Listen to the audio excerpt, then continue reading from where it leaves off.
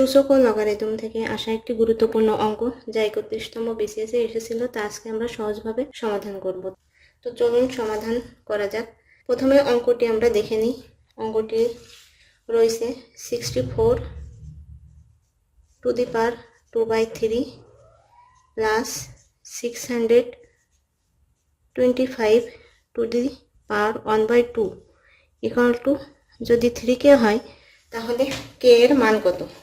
তো প্রথমেই আমরা 64 এবং 625কে ভেঙে ছোট করব। তো 64কে যদি আমরা ভাঙি সহজভাবে, তাহলে 8 8 64 টু দি পাওয়ার 2/3। 625কে যদি আমরা ভাঙি তাহলে 25 গুণ 25 হয়, আর উপরে পাওয়ার 1/2 ইকুয়াল টু 3k। এখন 8কে যদি আমরা ভাঙি তাহলে 2 কিউব হয়, 2/3 প্লাস দুইটা 25কে আমরা একসাথে 25 স্কয়ার লিখতে পারি 1/। এখন আমরা জানি যে পাওয়ারে পাওয়ারে যোগ হয়, 2 পাওয়ারে পাওয়ারে যদি যোগ হয় তাহলে 3 3 6 হয়ে যায়, টু দি পাওয়ার 3 প্লাস ব্র্যাকেটের ভিতরে পাওয়ার থাকলে বাইরের পাওয়ারের সাথে গুণ হয়ে যায়, তাহলে 25কে যদি আমরা বাইরে নিয়ে যাই তাহলে এখানে 2 এর সাথে 1 গুণ করলে 2/2 হয় ইকুয়াল টু 3/k। এখানে 2 এর পাওয়ার যদি আমরা গুণ করি তাহলে হয় 6 দুগুণে 12, তাহলে আমরা লিখতে পারি 2 টু দি পাওয়ার 12/3 প্লাস এখানে 2 এ 2 কেটে যায়, থাকে শুধু 25,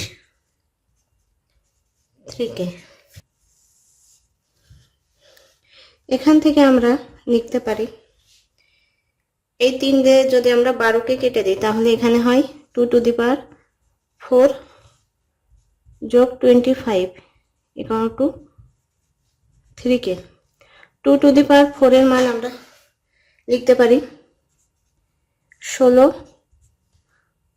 যোগ 25 ইকুয়াল টু 3k। এখান থেকে আমরা 3k নিয়ে এসে পাশ উল্টাই দিয়ে এখানে আমরা লিখতে পারি 25 আর 16 41, বা k ইকুয়াল টু 41/3। এটাকে যদি আমরা ভগ্নাংশ রূপে আসি, এখান থেকে 41/3কে যদি আমরা আবার ভেঙে ছোট করে লিখি তাহলে আমাদের এখানে হয় 3 13 39, সেহেতু এখানে আমরা দিতে পারি 13/2/3, অর্থাৎ k এর মান আমাদের 13 × 2/3, অর্থাৎ উত্তরটি হচ্ছে ঘ।